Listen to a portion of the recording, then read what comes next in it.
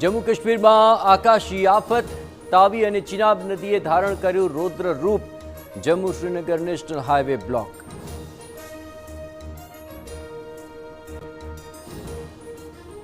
साबरमती में पूरे सर्जी ताराजी। खेड़ा में 190 थी वधु लोकोનું સ્થળાંતર। रसिकपुरा और पेथापुर गाम में जनजीवन अस्तव्यस्त।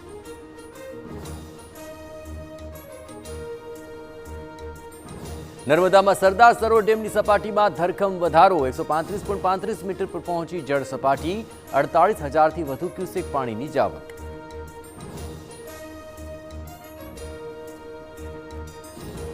अठावीस थी 31 ऑगस्ट राज्य में पड़शे वरसादी झापटा। आगाहीकार अंबालाल पटेले व्यक्त करी शक्यता। नवरात्रि में पण वरसाद बनी शके विघ्न।